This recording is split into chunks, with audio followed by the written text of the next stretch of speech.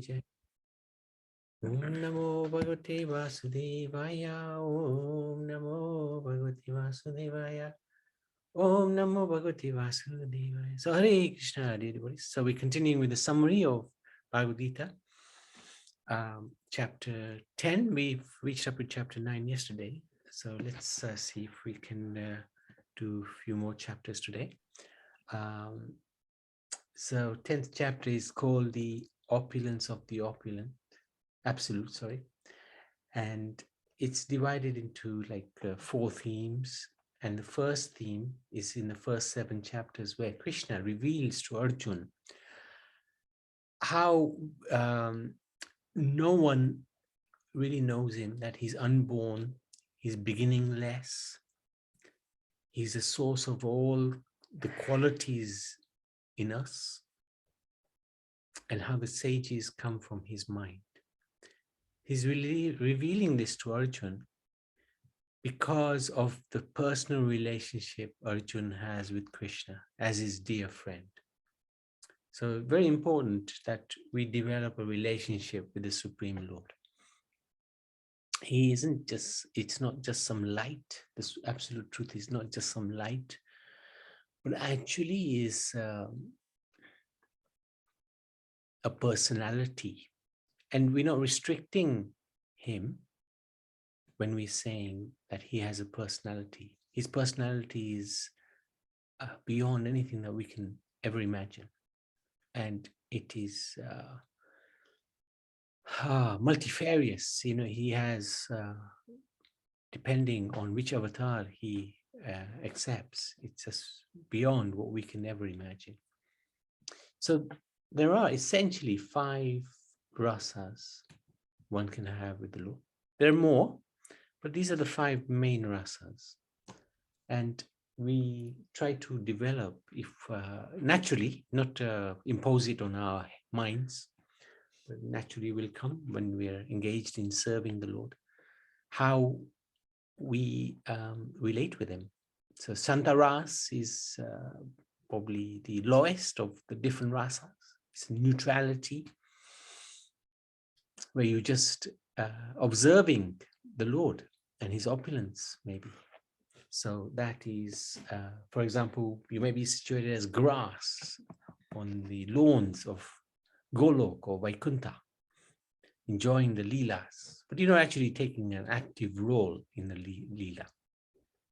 But you're enjoying the pastime. Shantaras. Dasiras, where one is a servant of the Supreme Lord and enjoying in that mood of with the Supreme Lord.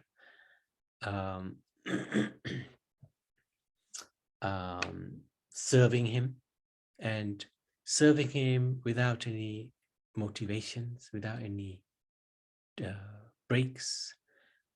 It's continuous service.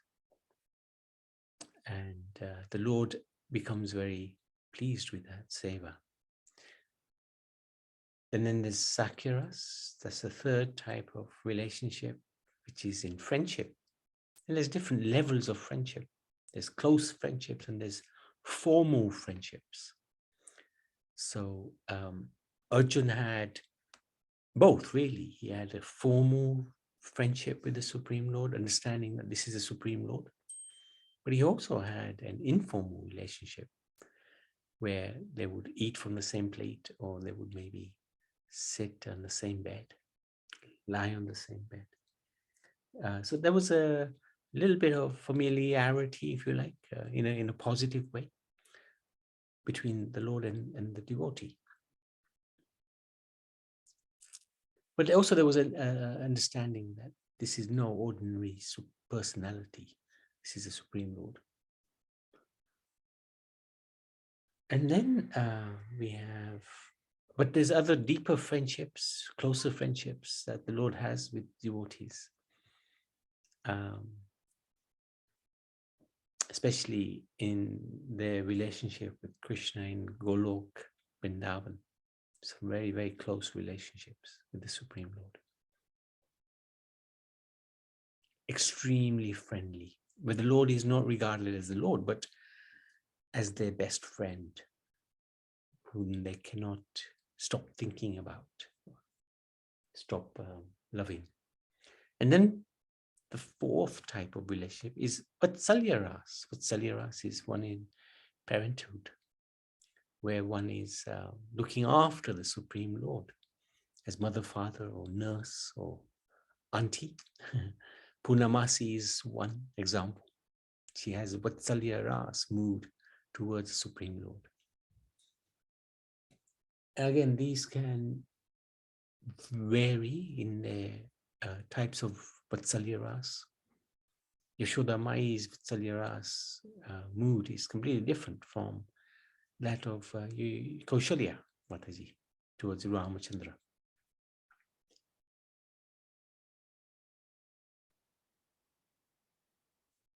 And then the final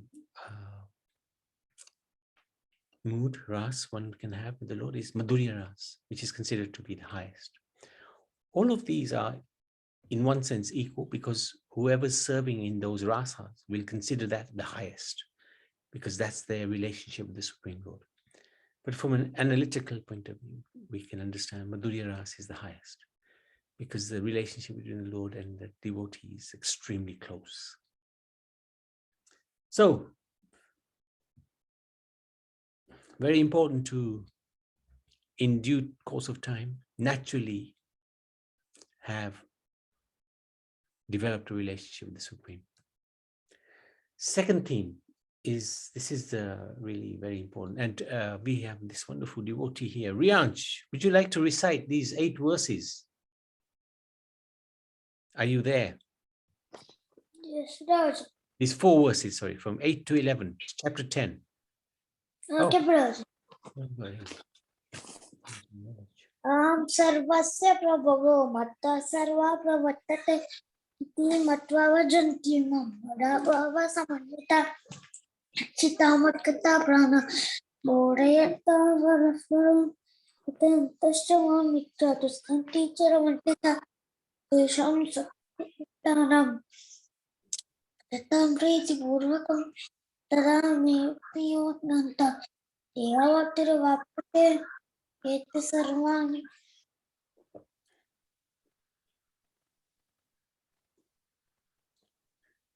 We lost you. Machita matkata prana. Purvanta varasvam patenta samanita. Tasyanti charmantita. Tesham satata yuktana. Itam piyate purvakam. Dadami buddhi yogantam. Ete sarvani karim. Tesham evanukampatam. Amajnana chamtama. Nase ajnanme bhavastu. Namatipina vasvata. Good, thank you. So these are considered to be the essence of the Bhagavad Gita, because these 4 verses describe the Bhagavad Gita in a nutshell. Very powerful verses where Krishna describes his position. He's a source of material creation and spiritual creation. He also describes how devotees can get to know him within their hearts through love and devotion. Really powerful verses. And describes Krishna consciousness in the 3 stages. The first stage is Sambandha, where you're developing a relationship with God. Then we have the second stage, Abhideya, where we're working out the practice and application of Krishna consciousness in our daily life. And then the final stage, which is Prayojana, where we attaining or going towards the mature fruit of the practice, which is the ultimate stage of Krishna consciousness and love of Godhead. Thus, Bhagavad Gita is actually a spiritual science, since there is a hypothesis, Sambandha, experiment, Abhideya, and observation, conclusion, Prayojana. So these 4 verses give that roadmap of spirituality from beginning till end. Very powerful verses. And one of the verses is this one in English translation. To those who constantly devoted to serving Krishna with love he gives the understanding by which the devotee can go to him. So this is very powerful. So if we just simply devote ourselves to the Lord, whether we understand or not is a different matter. It's very difficult to understand the Supreme Lord. By his very nature, he is beyond our understanding. But when we serve him with love, then he gives that understanding by which we go to him. Very powerful. It's very, very powerful. So then the next theme, which is from verses 12 to 18, Krishna accepts Arjuna. So Arjuna accepts Krishna as the Supreme Lord. And he's stating that all the great sages also accept this. And he wants to know more about the Lord.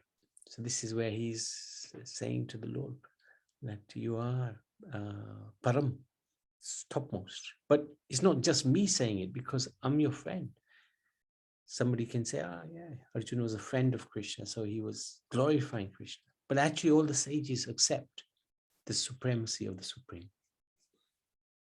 And he wanted to know more. So the lesson for us to learn is we should always be anxious to know more about the Lord. That anxiety will be fulfilled by the Lord. That desire will be fulfilled. Knowing more about the opulence of the Lord will convince us that he is the original Supreme Personality of Godhead. And knowing and appreciating his sweet pastimes of exchange between the Lord and devotee, with his dear devotees, will make us fall in love with him. This is the essence of Bhagavad Gita, how we can come so close to the Lord, we fall in love with him. So very important. And the final aspect of this chapter is where Krishna describes all the prominent places where amongst his limitless, all-pervading opulence, he can be found. He explains how one can actually think about Krishna, meditate on him, see him everywhere. It's not that Krishna is physically in all the things he mentions, but rather he is the source of the opulence of those things, their fame, strength, wealth, etc. After naming 82 opulences, so Krishna explains in those verses from 19 to 42, 82 different opulences where he can be found. So Krishna then concludes by stating that simply by a fraction of his energy, he pervades and supports the entire universe. So the lesson to learn is Krishna is actually unlimited. He gives a little hint of his opulences in this chapter. And he also indicates how special Gomata is. Of cows, he says, I am Surabhi. So cows is very important to Krishna, very important to the Supreme Lord. Very interesting for us to understand that. That's chapter 10. Anybody like to say anything, any contributions about chapter 10?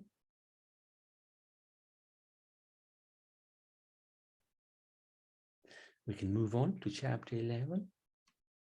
In chapter 11, Krishna now, Arjuna makes a request to the Lord. Show me your universal form. And he makes that request in a very humble mood. Notice he doesn't request for material things. He wants to see the Lord in his opulence. Why does he want to see this universal form? Well, it's not for himself, but he actually wants to see it for other reasons. What are those reasons? He wants to prove without a doubt that Krishna's position is the source of everything. He wants to set a standard for anyone in the future who claims to be God to show such similar opulences. So if anybody claims to be God, show me your universal form. Is a good question to ask, or good statement to make. And unfortunately, in this world, there's so many so-called every street corner in India especially has an incarnation of God who's just descended to earth. And generally speaking, well, 99.99% of the time, it's just some magic tricks which convince people that this is God. Anyway, the lesson to learn from that is we should not accept anybody as God. There are many indications of a genuine incarnation of the Lord, as described in the scriptures. He performs amazing acts. He's accepted by Guru, Govinda, Guru and devotees. He's got special markings. He's predicted in the scriptures. So many things are relevant when we look at who God is. And then the next part of this chapter, from verses 5 to 14, Krishna grants Arjun's wish. He shows him his all-encompassing universal form. While God is the source of this universe, he is simultaneously the universe itself in the sense that he is present within his own creation. So, for example, when the author is writing, we can understand that there's something about this author in his writings. Right? The writings tell us something about the cause, the author. In that sense, the cause is present within the effect. But the author is not the written book, right? Is different from it. But you can understand through his writing some mood of the author. Similarly, God is the source of the universe, but simultaneously, he encompasses the universe. That is the universal form. It's not that God is the sum of the parts, but rather everything is contained within God. In that fearful vision of the universal form, Arjun could see all living beings, material objects, and the entirety of past, present, and future. It's very all-encompassing, this form, frightening as well. So the lesson to learn from that is develop a strong desire to have darshan of the Lord. Through the eyes, one can see the deity form. Through our activities, through our bhakti, we can also see the Lord. Through our meditation, chanting the japa, and through our intelligence, especially by talking about him to others. Very powerful. Arjun falteringly prays to the universal form, owed by greatness of Krishna. So this is the next theme of this chapter, from 15 to 31, the verses.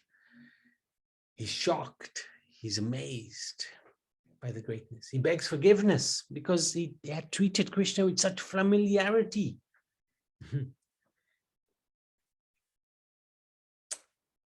Now, most religions don't go beyond this majestic understanding of God.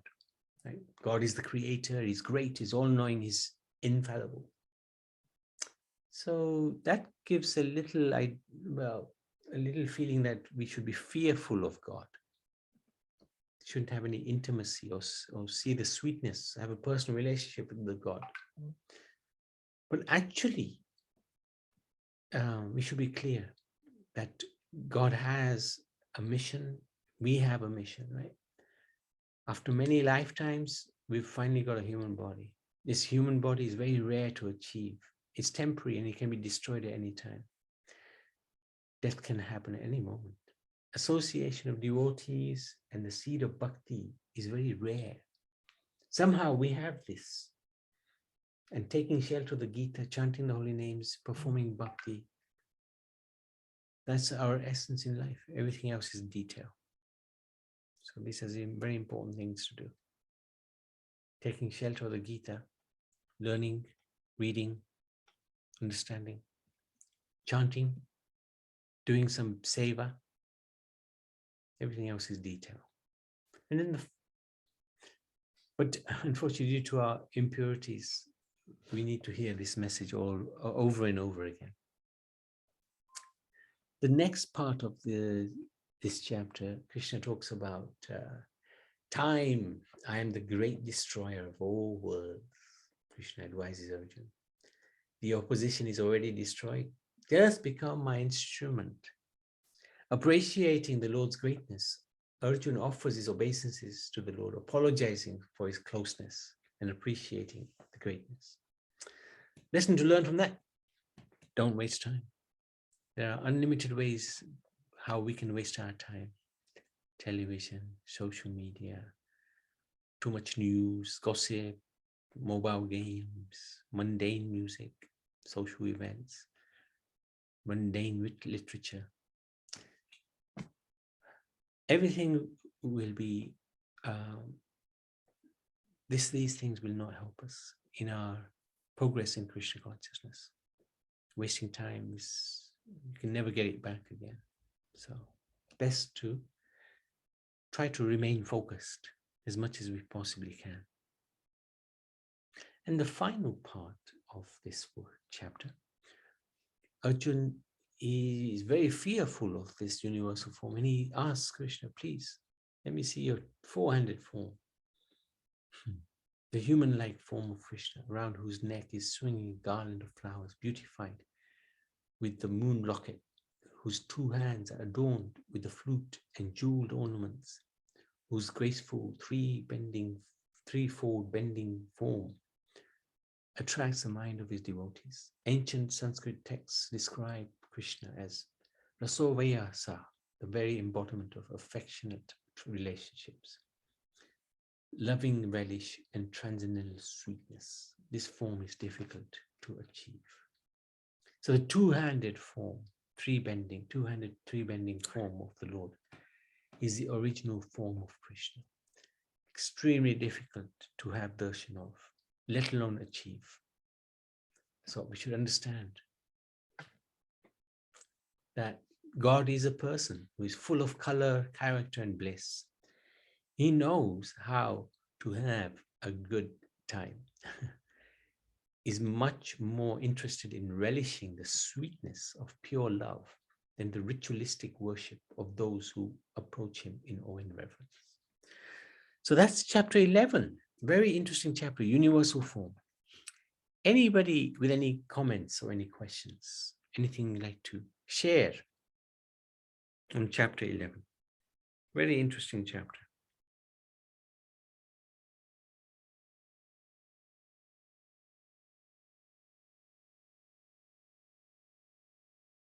Okay. Chapter 12, really phenomenal chapter. Really amazing chapter, this one. So there's 4 themes. First, Arjuna is asking Krishna, what is better to worship, your personal form or your impersonal form? And Krishna is very emphatic in his answer. He's saying that if you worship my impersonal form, it's very troublesome, very difficult to relate to. It is part of my transcendental nature, but it's very difficult to attain. However, if you worship my personal form through bhakti yoga, it's very practical and it's an immediate result. He says something like, to those who worship my personal form, I am the swift deliverer from the ocean of birth and death. So very powerful. This chapter disintegrates the theories and the proposal by the impersonalists that we should worship the formless aspect of God. Krishna is very clear in how he explains this. So the lesson for that is to worship the impersonal form is very difficult. Second part of this chapter, the theme, is that Krishna shows his kindness. And he understands we're in this world, yes. So it's not easy. We're trying to do bhakti yoga, but he gives us options, recognizing that some might find it difficult to immediately embrace a devotional path. So he gives progressive steps towards the devotional spirit. And how does he do that? He says, first, engage your mind and intelligence in me. All right, you can't do that. Then follow the rules and regulations of bhakti. If you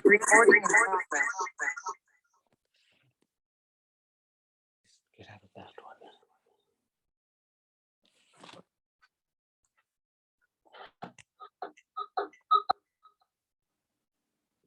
Okay, so we're back again. So he explains one, if the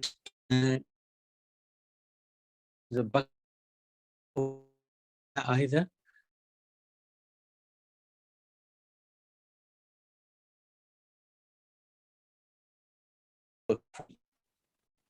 Okay, then give up the fruits of your labor. And if you can't do that, meditate upon me. And if you can't meditate upon me, some knowledge. Least minimum you can do is gain some knowledge about me. So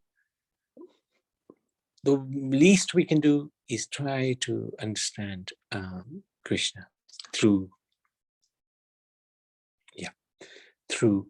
Bhagavad Gita. Read Bhagavad Gita and it will help us a lot. Okay. So this shows the patience of Krishna. Yeah. Shows the patience of Krishna. He gives us so many options. He wants us back. So he's willing to give us many opportunities by which we can go back to him. Okay. Now, how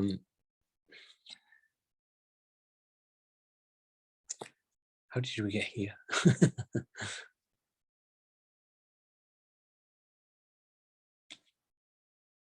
Sorry, just yeah.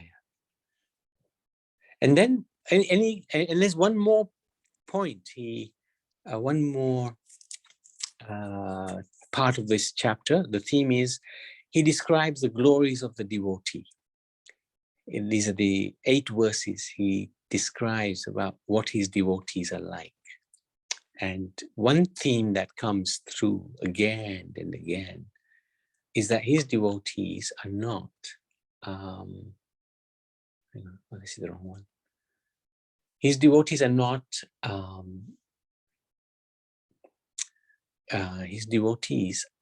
distressed by happiness, and they're not affected by happiness and distress. They're steady in both.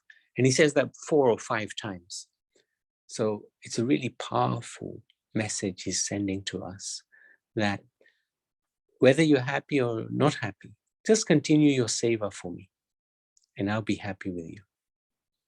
So in 4 out of the 8 verses, Krishna mentions that the devotee who is dear to him is equal in both happiness and distress. So this is the world mainly of distress. So we have to watch our thought process. And